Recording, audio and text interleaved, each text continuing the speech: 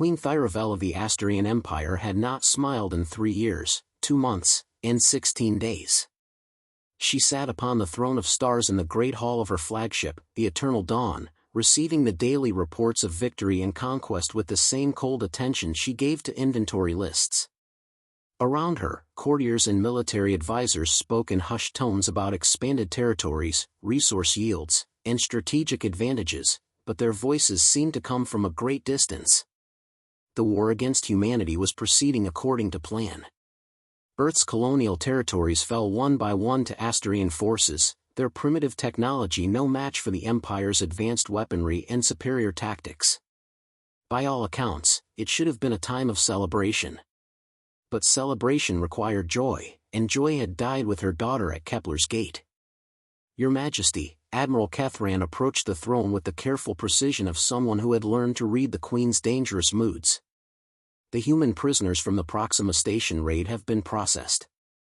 Most will be assigned to labor details, but one has requested an audience.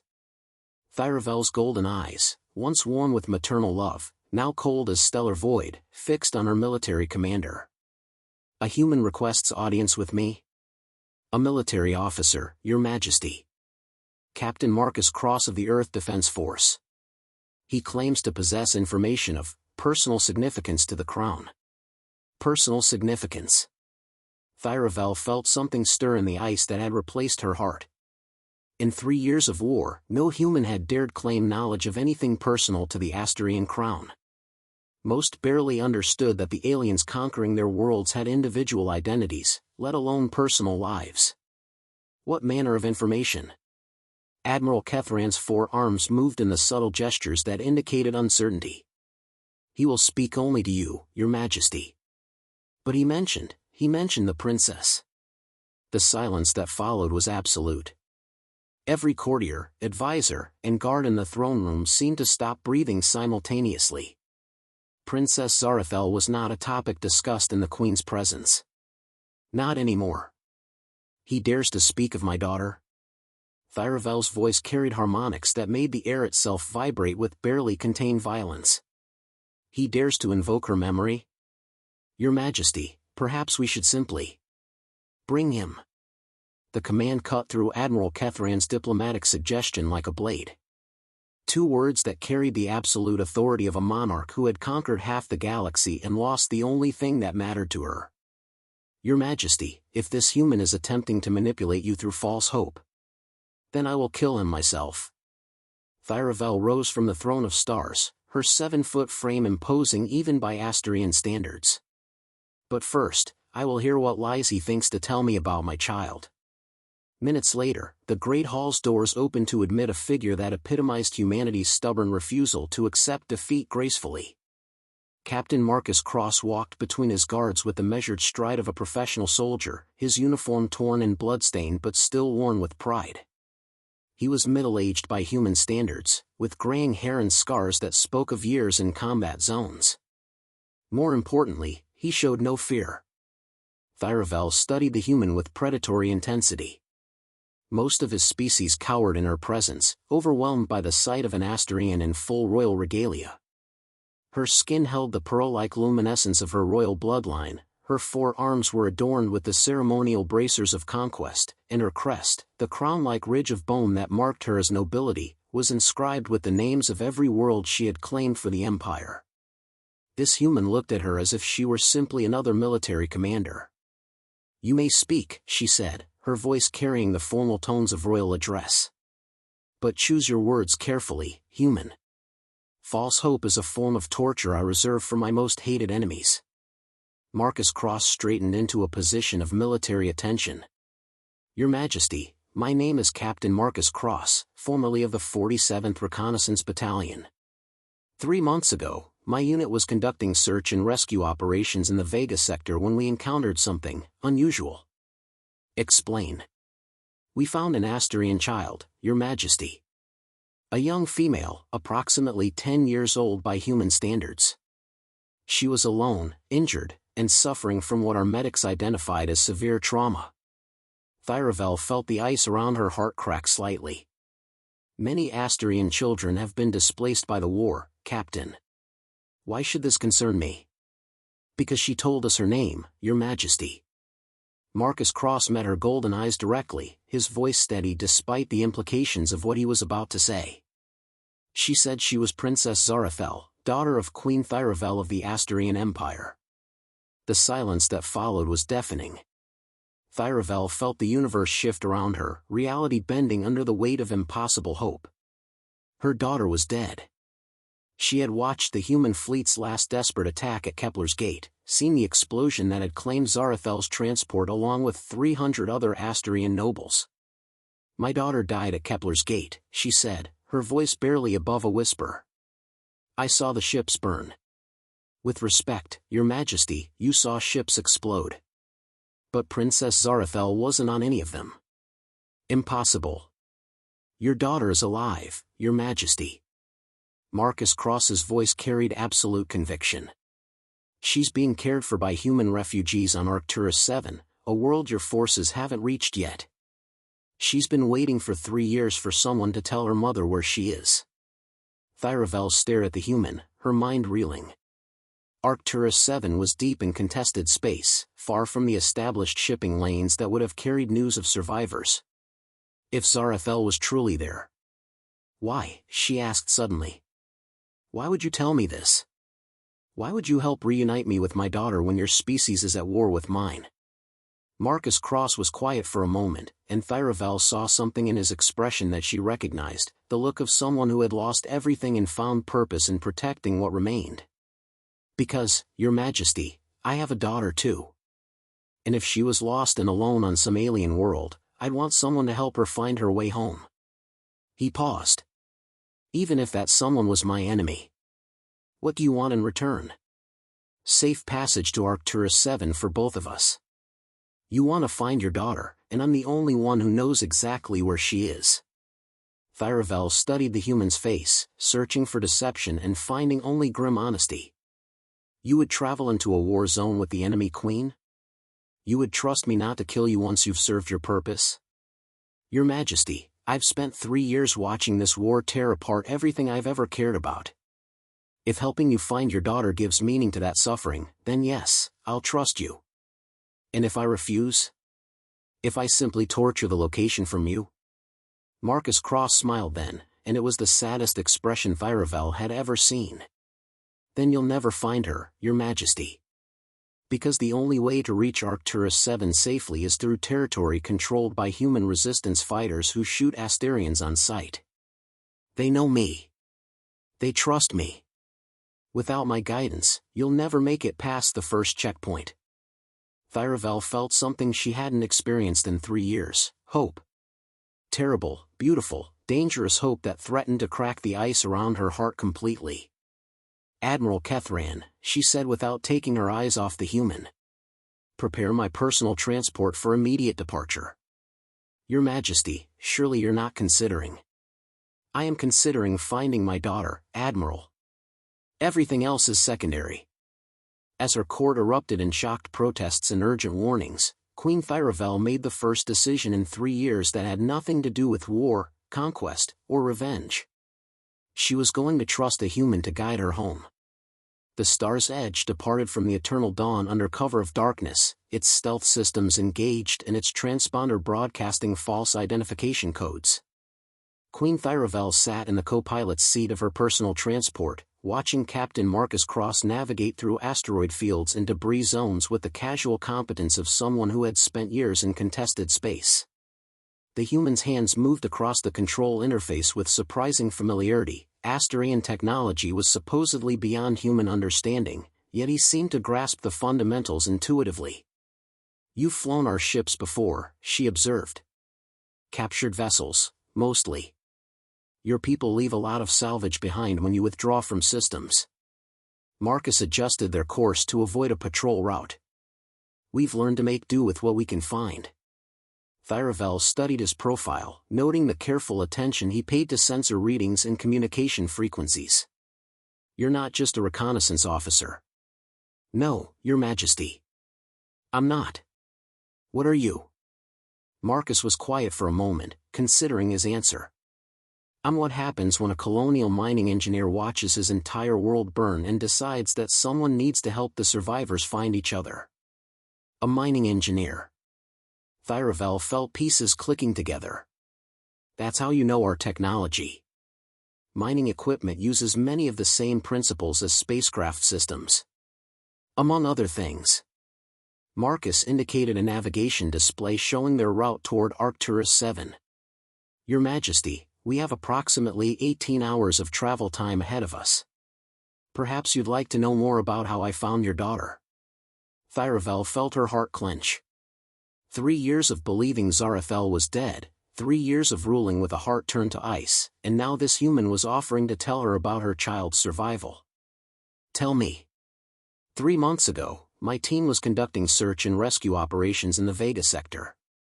We'd received reports of survivors from a refugee convoy that had been attacked by your forces. Marcus's tone remained carefully neutral. When we arrived at the coordinates, we found the usual wreckage, destroyed transports, scattered cargo, bodies floating in space.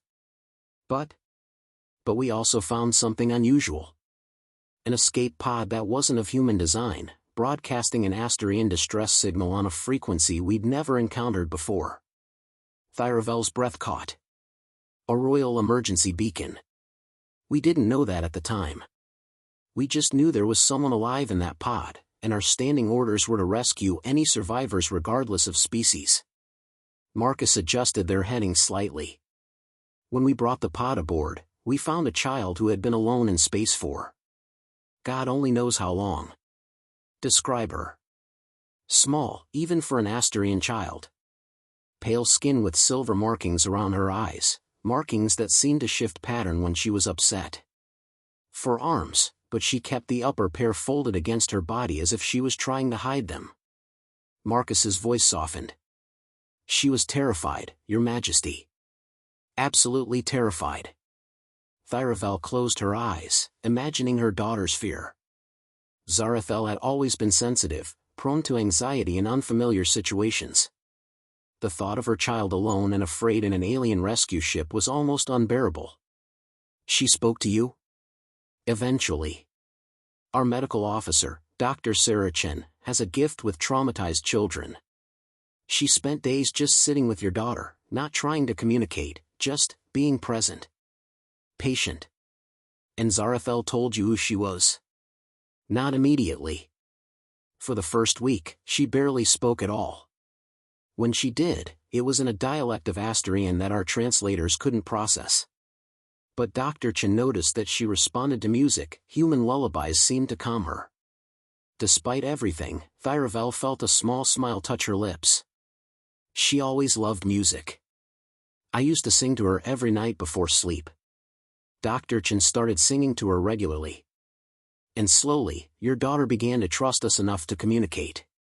Marcus paused. When she finally told us her name, none of us believed it at first. The idea that we'd accidentally rescued the heir to the Asterian Empire seemed impossible. What convinced you? She started drawing pictures. Detailed schematics of Asterian royal architecture, star charts showing the location of the imperial homeworld, tactical symbols that matched classified intelligence reports. Marcus glanced at Thyravel. No ordinary child would have such knowledge. She was always curious about state matters. I used to let her sit in on military briefings, much to my advisor's dismay. Thyravel felt emotion threatening to crack her carefully maintained composure. You said she's been waiting for me? Every day, Your Majesty. She draws pictures of you, tells stories about the Throne of Stars, describes the gardens of the Imperial Palace in detail that breaks your heart. Marcus's voice carried genuine compassion. She knows you're alive, and she knows you're looking for her. How can she know that? Because that's what mothers do. Marcus smiled sadly. She says you used to tell her that no distance in the universe could separate a mother's love from her child. Thyravel felt tears gathering in her golden eyes, the first tears she had shed since Kepler's Gate. I did tell her that. She believes it, Your Majesty. Completely. Even when the other refugees tell her that the war is lost, that her people will never come for her, She just smiles and says that her mother will find her. The other refugees know who she is. Some suspect, but Dr. Chen has been careful about revealing her identity. Arcturus 7 is a sanctuary world. Refugees from dozens of species live there under an agreement that past conflicts don't matter. But if word got out that the Asturian heir was there would be those who would use her as a weapon against me. Or those who would see her as a symbol of everything they've lost. Marcus's expression grew grim. Your Majesty, I need you to understand something about the humans on Arcturus 7. They're not soldiers or politicians. They're families who have lost everything to this war. Seeing you, the queen who ordered the conquest of their worlds, might trigger reactions that could endanger your daughter. Thyravel studied the human's face, reading the careful warning in his words. You're saying they would harm a child to hurt me. I'm saying that grief makes people do terrible things. And there's a lot of grief on Arcturus 7. Then how do you propose we retrieve Zarathel safely? Marcus was quiet for a moment, his hands steady on the controls as he navigated them through a debris field that had once been a human colony. By showing them that you're not the monster they think you are, Your Majesty. By proving that even queens can love their children more than they love their wars.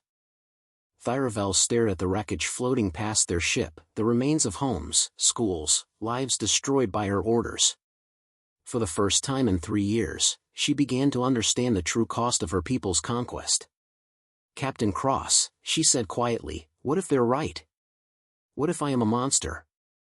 Then your daughter will teach you how to be something else, Marcus replied without hesitation. That's what children do, Your Majesty. They save us from ourselves.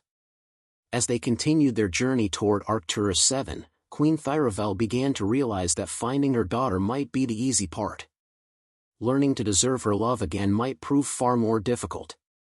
Arcturus 7 appeared on their screens like a wounded jewel against the void.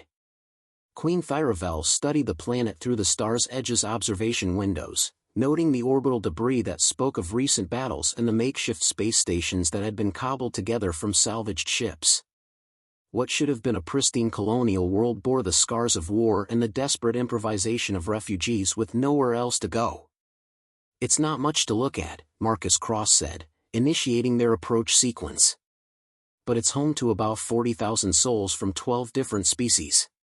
All of them running from something. And they all live together peacefully? More or less.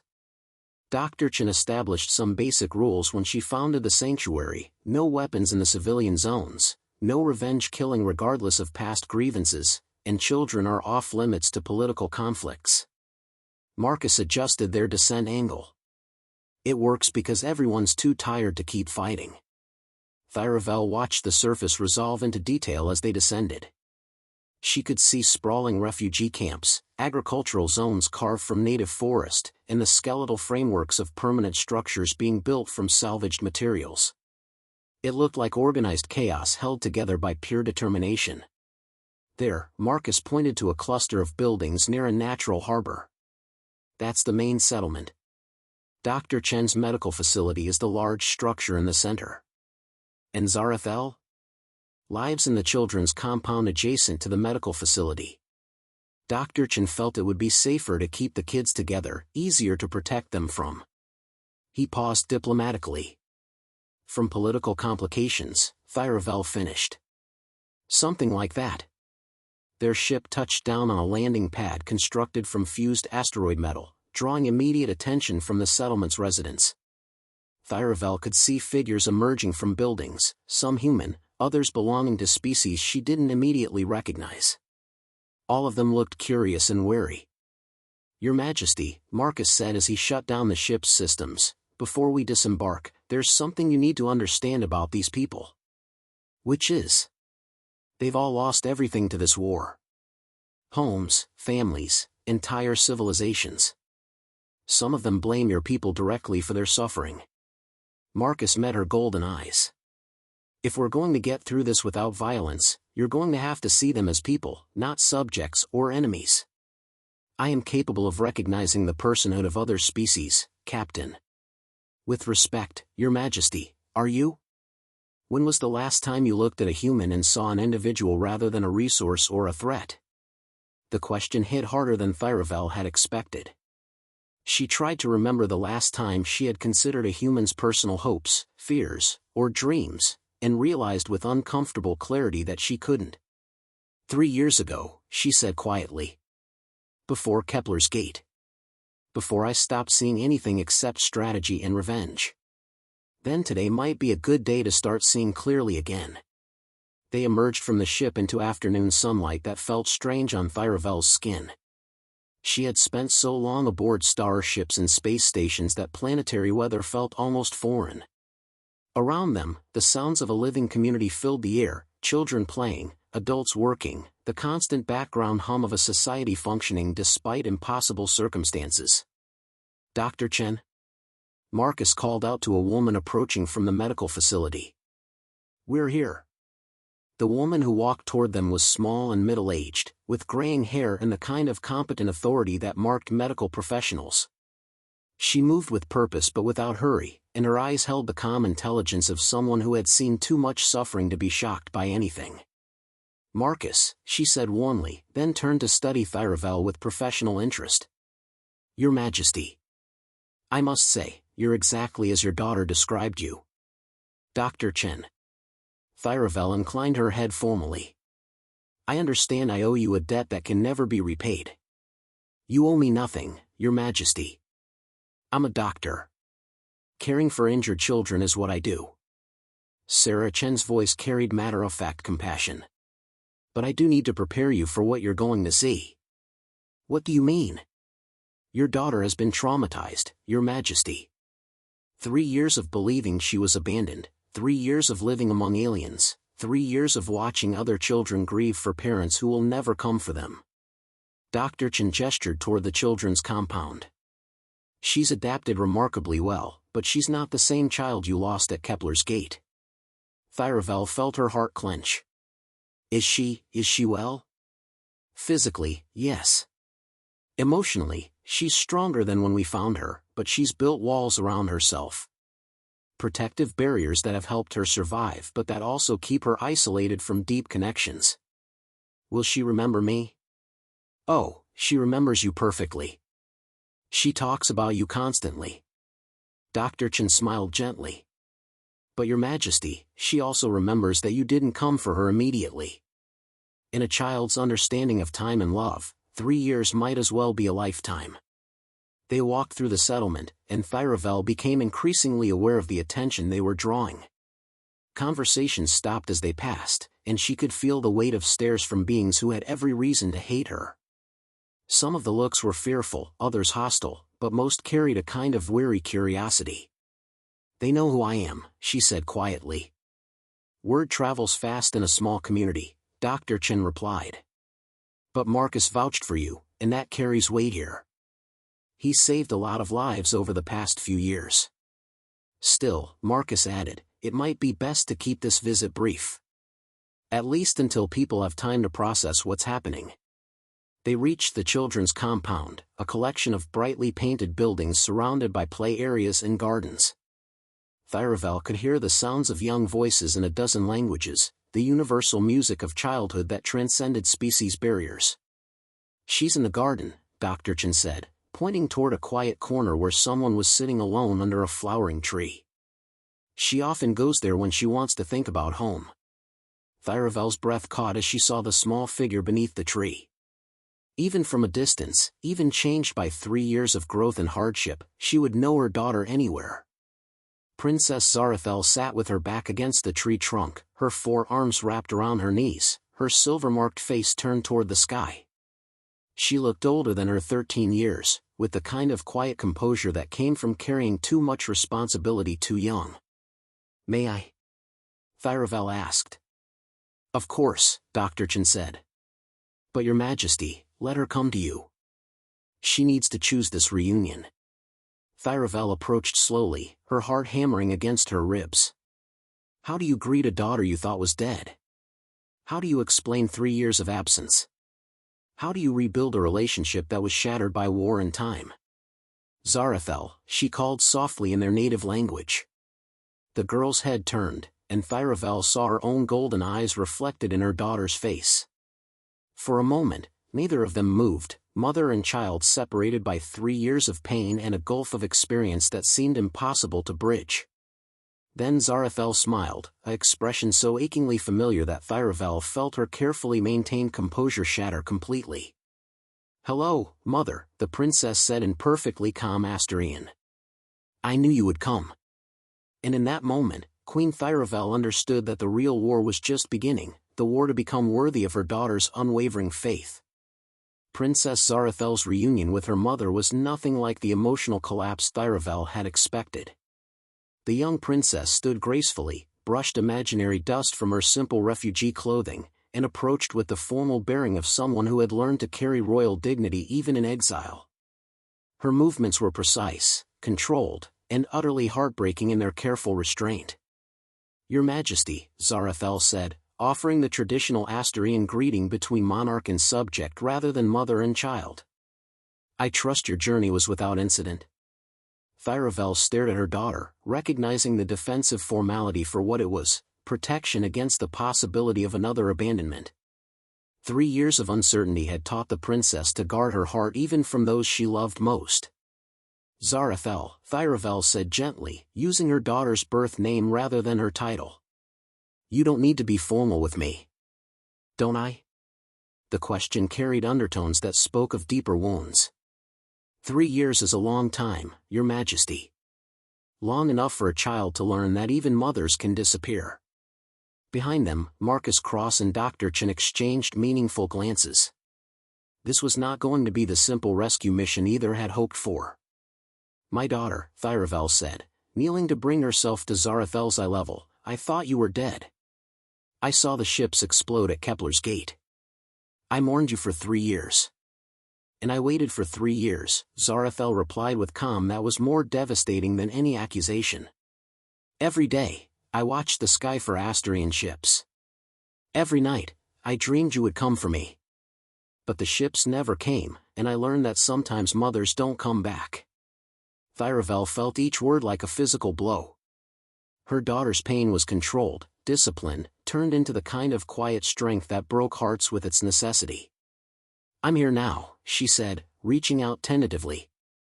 "Yes, you are." Zarathel didn't step back, but she didn't step forward either. "Why now, mother? Why after 3 years?" "Because I learned you were alive. Captain Cross brought me word." "Captain Cross?" Zarathel's expression warmed slightly as she looked at the human. "He's been kind to me. He brings me books about engineering and lets me help repair refugee ships."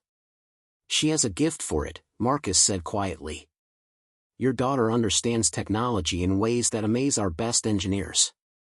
"Of course she does," Thyravel said with the first genuine pride she'd felt in years. "She was always curious about how things worked." "Was I?" Zarathel asked with carefully neutral interest. "I remember very little about before. Dr. Chen says trauma can affect memory formation." The casual reference to trauma hit Thyravel like a physical blow. Her daughter spoke of her suffering with the clinical detachment of someone who had learned to discuss their wounds as medical conditions rather than personal pain. "Zarathel," Dr. Chen said gently, "perhaps you'd like to show your mother around the settlement? She might be interested in the work you've been doing." "Of course." Zarathel's response was perfectly polite and utterly remote. "Would Your Majesty like to see our workshops?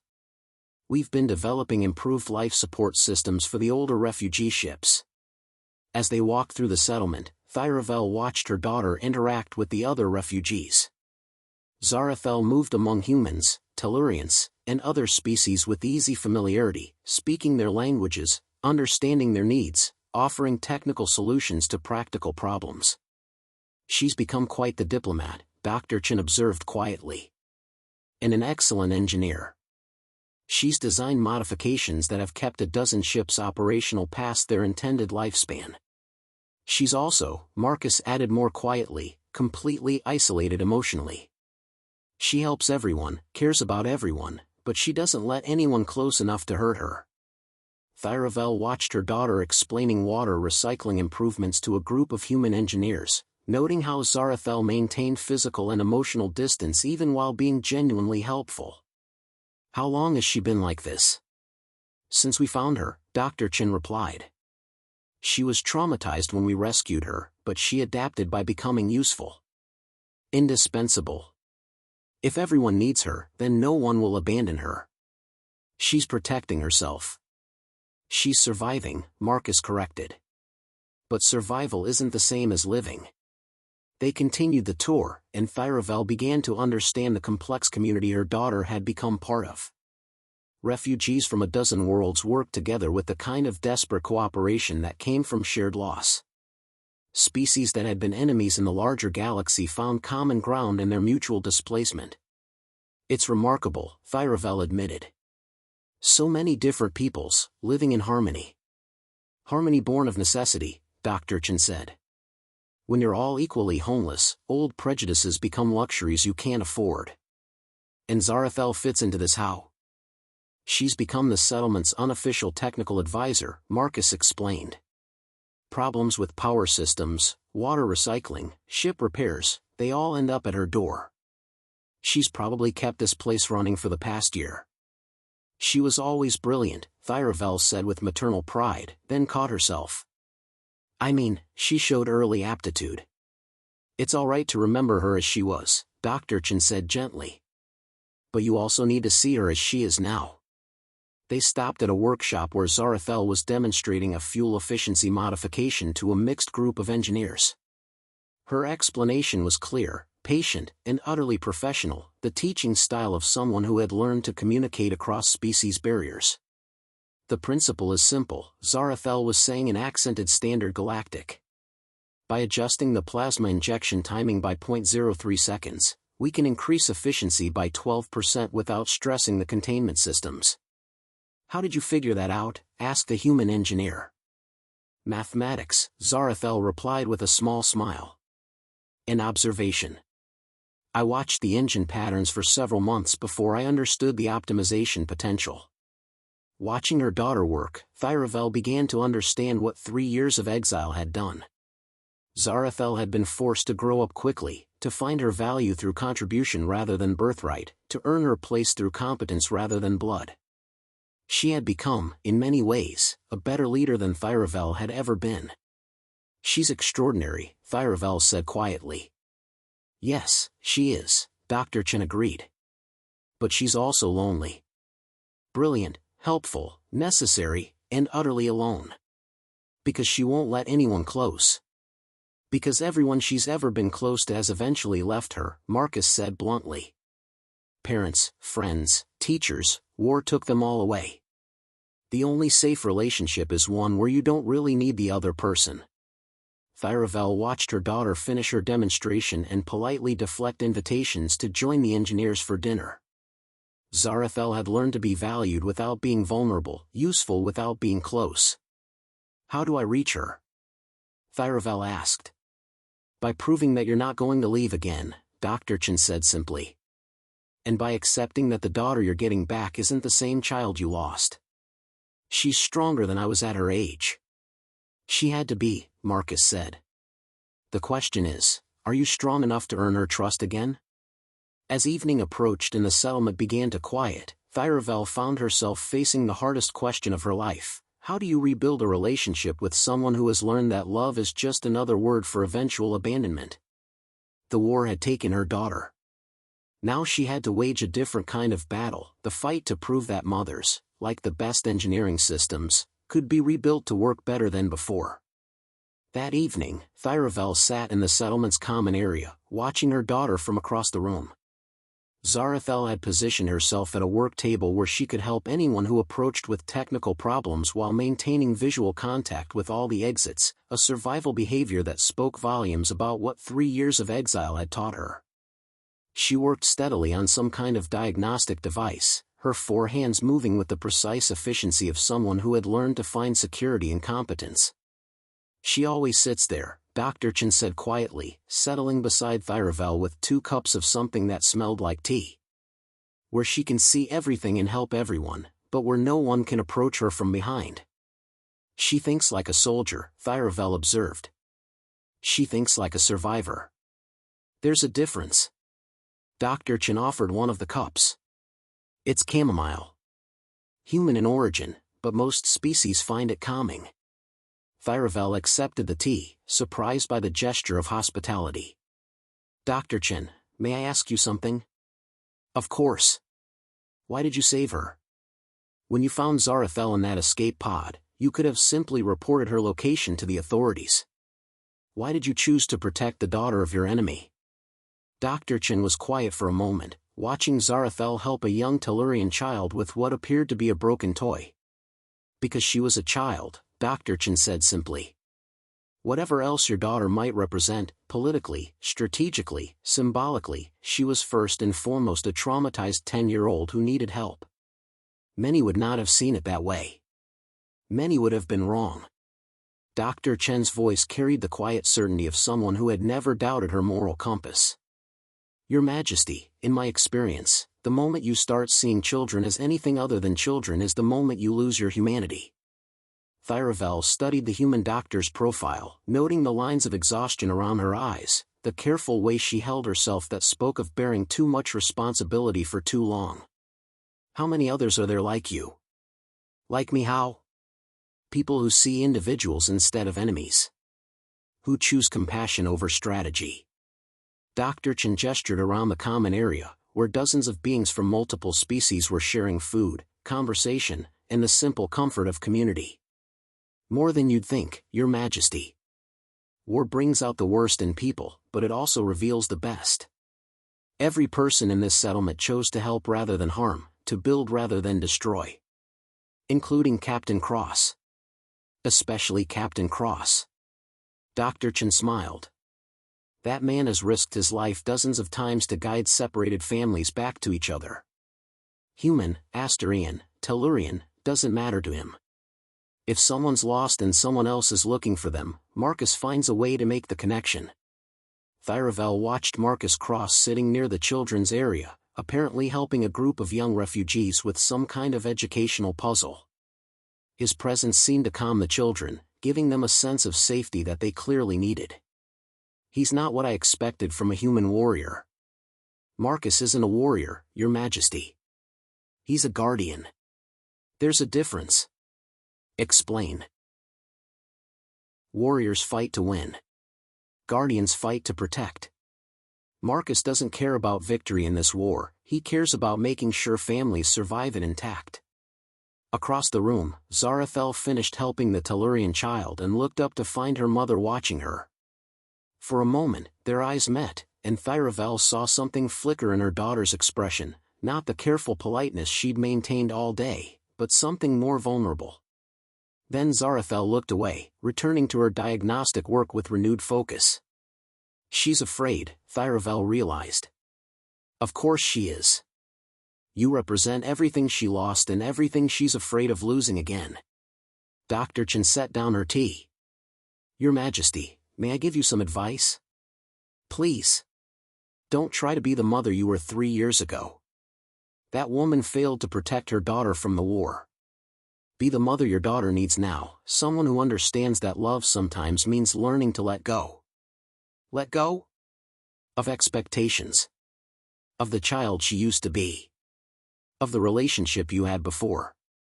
Dr. Chen's voice was gentle but firm. Zarathel has built a life here. She has purpose, friends, a role in this community. If you truly love her, you need to consider what's best for her, not what you need from her. The words hit Thyravel like a cold shock. You're suggesting I should leave her here. I'm suggesting you should let her choose. She's not the 10-year-old who got lost at Kepler's gate. She's a 13-year-old who has survived trauma, exile, and abandonment. She's earned the right to decide her own future. She's still a child. She's a child who has been making adult decisions for 3 years. A child who has kept this settlement running, who has saved lives, who has learned to be responsible for more than just herself. Dr. Chen turned to face Thyravel directly. Your Majesty, what kind of life can you offer her that would be better than what she's built here? Thyravel considered the question seriously. What could she offer Zarathel? A return to the imperial court, where every decision was filtered through political calculation. A life aboard warships, surrounded by the machinery of conquest? The suffocating protocol of royal existence? I can offer her safety, Thyravel said finally. She already has safety. Marcus and I make sure of that. I can offer her education, resources, opportunities. She's already educating herself and others. She's resourceful beyond her years. And her opportunities here are limited only by her imagination. I can offer her love. She already has that too, Your Majesty. Maybe not the exclusive love of a mother, but the genuine affection of a community that values her for who she is, not what she represents. Thyravel felt something breaking inside her chest, not the clean break of sudden loss, but the slow cracking of cherished assumptions under the weight of truth. Then what am I to her now? That's what you need to find out. And more importantly, it's what she needs to decide. As if summoned by their conversation, Zarathel approached their table, moving with the careful precision that had become her signature. She carried her diagnostic device and wore an expression of polite inquiry. Dr. Chen, the power coupling in Section C is showing stress fractures. I believe we'll need to schedule maintenance within the next few days. Thank you, Zara. Can you prepare a work order? Already done. Zarathel placed a data pad on the table, then turned to Thyravel. Your Majesty, I was wondering if you might have time to review some of my technical work. I've been developing modifications to Asterian energy systems, but I lack access to current Imperial specifications. Of course, Thyravel said, trying not to let her eagerness show too clearly. I'd be honored to review your work. Excellent. Perhaps we could meet in the workshop tomorrow morning? I have several projects that might benefit from your expertise. I would like that very much. Zarathel nodded formally and began to turn away, then paused. Mother, she said quietly, using the personal term for the first time since the reunion. I'm glad you came for me. Even if it took 3 years. Before Thyravel could respond, her daughter had walked away, leaving the queen to process the first genuine emotion Zarathel had shown since their reunion. That, Dr. Chen said softly, was progress. Was it? She called you mother. And she's asking for your help with her work. Dr. Chen smiled. For Zarathel, those are significant gestures of trust. But she's still holding back. Of course she is. Trust isn't rebuilt in a day, Your Majesty. It's rebuilt through consistent, small demonstrations that someone is worthy of it. Thyravel watched her daughter return to her workstation, noting how other residents of the settlement naturally gravitated toward her for advice, companionship, or simply the comfort of her steady presence. She's found her place here, Thyravel said. Yes, she has. The question is, can you find yours? As the evening progressed and the common area gradually emptied, Thyravel remained at her table, watching her daughter work by lamplight and trying to understand what it meant to love someone enough to let them choose their own path. For the first time in 3 years, Queen Thyravel began to understand that the greatest victory might not be getting her daughter back, but learning to deserve her. The workshop was quiet in the early morning light, filled with the comfortable sounds of precision work and quiet concentration. Thyravel found Zarathel exactly where she'd expected, bent over a complex piece of machinery, her 4 hands moving with the fluid coordination of someone who had learned to solve problems through patience and ingenuity. The device appeared to be some kind of fusion reactor component, but modified far beyond its original specifications. Good morning, Thyravel said softly, not wanting to startle her daughter. Mother. Zarathel looked up with a small smile that seemed more genuine than anything she'd shown the previous day. Thank you for coming. I've been working on this efficiency modification for months, but I think I've reached the limits of my theoretical knowledge. Thyravel approached the workbench, studying the device with growing amazement. The modifications were elegant, innovative, and would have impressed the Imperial Academy's best engineers. This is extraordinary work, she said honestly. You've increased the energy output by at least 15% while actually reducing the stress on containment systems. 18%, actually. But yes, the containment stress reduction was the challenging part. Zarathel gestured to a series of calculations displayed on a nearby screen. I had to completely rethink the magnetic field geometry. Show me. For the next hour, mother and daughter worked together in the kind of comfortable collaboration that Thiravel had dreamed of for 3 years. Zarathel explained her modifications with the passionate enthusiasm of someone who genuinely loved the work, while Thiravel provided theoretical background and suggested optimizations based on her broader engineering knowledge. If you adjust the field rotation by 0.05 degrees, Thiravel suggested, you should be able to achieve another 3% efficiency gain. Without destabilizing the plasma flow? Zarathel asked, already running calculations. The mathematics suggest stability, but we'd need to test it under controlled conditions. We could build a scale model, Zarathel said, her eyes lighting up with excitement. Dr. Chen has been asking for a more efficient power source for the medical facility. This could be perfect. Working together, watching her daughter's brilliant mind tackle complex problems with joy and confidence, Thiravel felt something she hadn't experienced in years, pure maternal pride untainted by political considerations or strategic objectives. Zarathel, she said as they paused for a break, I need to tell you something. What is it, mother? I'm proud of you. Not because you're my daughter, not because you're a princess, but because of who you've become. The person you've grown into despite everything you've endured. Zarathel was quiet for a moment, her hands stilling on the components she'd been adjusting. Do you know what I was most afraid of? She asked finally. What? That when you found me, you'd be disappointed. That I wouldn't be the daughter you remembered, that I'd become too human, to be worthy of the throne. Thiravel felt her heart break at the vulnerability in her daughter's voice. Oh, my dear child. You could never be anything less than worthy. Even though I've learned to care about other species? Even though I've chosen to help refugees instead of serving the Empire? Especially because of that. Thiravel moved closer, close enough to touch if Zarathel allowed it. What you've done here, the person you've become, this is leadership in its purest form. Not commanding through fear or authority, but inspiring through competence and compassion. But I'm not Asterian anymore. Not really. I think in Standard Galactic, I dream in multiple languages, I see problems from perspectives our people would consider alien. Then you've become something better than Asterian, Thiravel said with absolute conviction. You've become someone who can bridge differences instead of creating them. Zarathel looked at her mother with surprise, as if she'd expected disapproval rather than acceptance. I've been thinking, Thiravel continued, about what Dr. Chen said yesterday. About letting you choose your own path. And I realized that my first instinct, to take you home, to restore you to the imperial court, might not be what's best for you. Zarathel's expression grew wary. What are you saying? I'm saying that you've built something remarkable here. You've found purpose, made connections, created value that goes beyond birthright or title.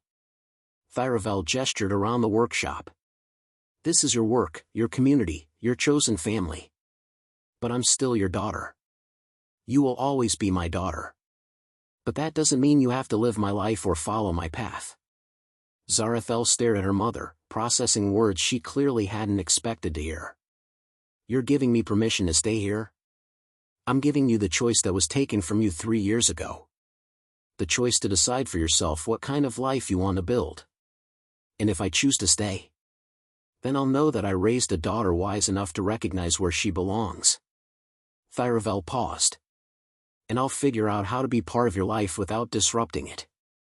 What do you mean? I mean that queens can abdicate, Zarathel. I mean that the Empire has spent 3 years learning to function without me micromanaging every decision.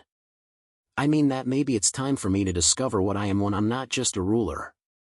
Zarathel's eyes widened. You would give up the throne? For the chance to really know my daughter? For the opportunity to become someone worthy of her respect? Thiravel smiled. Yes. Without hesitation. But the Empire will survive without me. My sister Kyravel has been serving as regent for 3 years. She's proven herself more than capable. Thyravel reached out tentatively, and this time Zarathel didn't pull away. The Empire doesn't need another conqueror, my dear. But this settlement might benefit from someone with political connections and engineering expertise. You want to stay here? I want to be where my daughter is. And if that means learning to live among former enemies, learning to see the galaxy through your eyes, then that's what I'll do. Zarathel was quiet for a long moment, studying her mother's face as if searching for deception or hidden motives. You would really give up everything for me? I already lost everything when I thought you were dead, Thyravel said simply. Everything else is just details. And Captain Cross? What happens to him? What would you like to happen to him? I'd like him to stay too. He has become important to me. Like the father I never had. Thyravel felt a complex mixture of gratitude and loss at those words, but also a deep understanding that families could be built through choice as well as blood. Then we'll ask him to stay. And Dr. Chen? I suspect Dr. Chen already considers you family. Zarathel looked around the workshop, at the evidence of her work and growth, at the life she had built from tragedy and determination. I would like that, she said finally. All of it. You staying, Captain Cross staying, all of us building something together. Even though it means your mother has to learn how to be something other than a queen? Especially because of that. Zarathel smiled, the first completely open, joyful expression Thyravel had seen from her. I think the galaxy has enough queens, mother. But it could always use more engineers. As they returned to their work, side by side in the quiet workshop, Thyravel understood that she had found something far more valuable than the daughter she had lost. She had found the woman her daughter had chosen to become. And in choosing to support that woman rather than trying to reclaim the child, she had discovered what it truly meant to be a mother. The war had taken her daughter. But love, patient, selfless, transformative love, had given her something even better, a family built on choice rather than obligation, held together by respect rather than duty, and strengthened by the understanding that sometimes the greatest victory is learning when to surrender. Outside the workshop, Captain Marcus Cross and Dr. Sarah Chen stood watching through the window as an alien queen learned to be human and a lost princess taught her mother how to be found. The war would end eventually. But the family they were building together, forged from loss, tempered by choice, and guided by love, would last forever.